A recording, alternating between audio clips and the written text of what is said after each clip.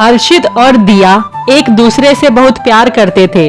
हर्षित एक अमीर घर का लड़का था, लेकिन दिल का बहुत अच्छा था। वहीं दिया एक गरीब परिवार की लड़की थी और नेक दिल और संस्कारी थी। उसका परिवार उसकी माँ तक ही सीमित था, जो एक टूटी फूटी झोपड़ी में रहती थी।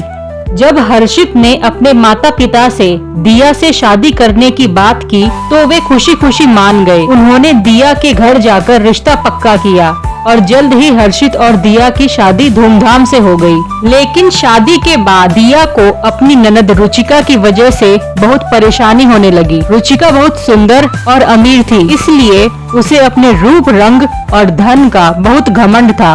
वह दिया को कुछ नहीं समझती थी, सारे घर के काम उससे करवाती और ऊपर से उसकी सेवा भी कराती। उसकी माँ रचना देवी यह देखकर बहुत दुखी होती, लेकिन रुचिका किसी की नहीं सुनती थी। कुछ दिनों बाद रुचिका के लिए शादी के रिश्ते आने लगे, लेकिन अपने घमंड में वह अच्छे अच्छे रिश्तों को ठुकरा देती और लड़कों को बेइज्जत करके घर से निकाल देती।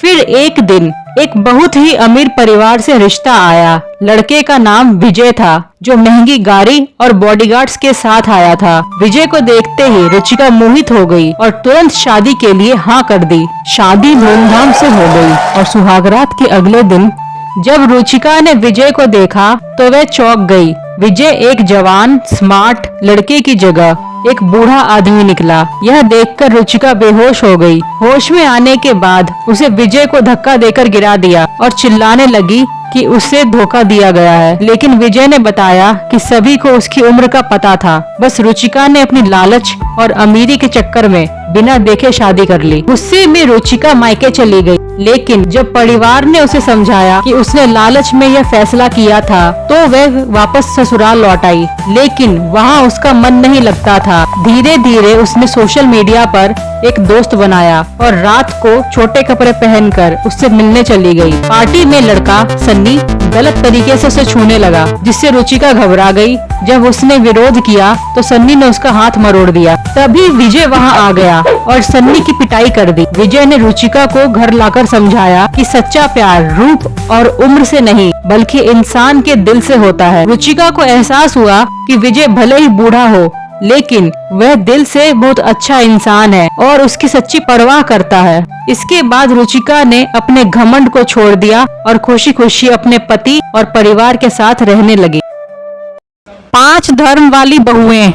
एक गांव में एक सास सावित्री देवी अपने 5 बेटों के साथ रहती थी। बेटों की शादी 5 अलग अलग धर्मों की बहुओं से हुई थी। बड़ी बहू सीमा हिंदू थी, दूसरी बहू जोया मुस्लिम, तीसरी बहू रोजी ईसाई, चौथी बहू गुरप्रीत सिख और 5वीं बहू माया बौद्ध धर्म से थी। हर बहू अपने अपने धर्म की मान्यताओं का पालन करती थी, लेकिन सावित्री देवी ने कभी किसी पर अपने धर्म को थोपने की कोशिश नहीं की। सावित्री देवी के घर का माहौल हमेशा रंगीन और विविधता से भरा रहता था। हर त्योहार के समय घर में उत्सव मनाया जाता था। होली पर रंगों की धूम, ईद पर सेवइयों की मिठास, क्रिसमस पर केक की सुगंध, गुरु पर्व पर लंगर और बुद्ध पूर्णिमा पर ध्यान की शांति। सास अपने सभी बहुओं के साथ उनके त्योहारों में शामिल होती और उन्हें अपने धर्म का सम्मान करने के लिए प्रेरित करती। सावित्री देवी की सोच थी कि धर्म का असली मकसद इंसानियत और प्यार को बढ़ावा देना है। धीरे धीरे पूरा गांव इस अनोखे परिवार से प्रेरणा लेने लगा। सास की समझदारी और बहुओं का आपसी प्यार मिसाल बन गया। धर्मों की विविधता में भी एकता की खूबसूरती इस परिवार ने सबको सिखाई। इडली सांभर वाली की सफलता।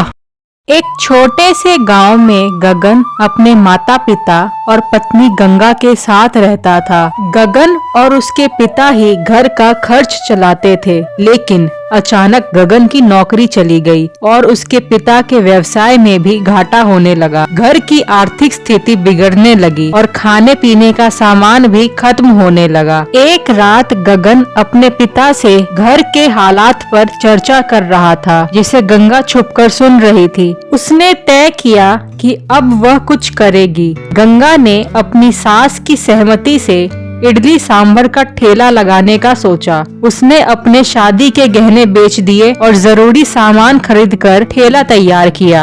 अगले दिन सुबह 4 बजे उठकर गंगा ने इडली सांभर बनाया और बाजार में बेचने गई। पहले दिन उसे कोई मुनाफा नहीं हुआ, लेकिन उसने हार नहीं मानी। दूसरे दिन फिर से प्रयास किया। धीरे धीरे ग्राहक आने लगे और उसका व्यवसाय चल पड़ा। गंगा के ठेले से घर का खर्चा चलने लगा। जब गगन ने पूछा कि राशन कहाँ से आ रहा है, तो गंगा ने झूठ कहा कि पहले का सामान बचा हुआ है, लेकिन उसकी सास ने सच्चाई बता दी।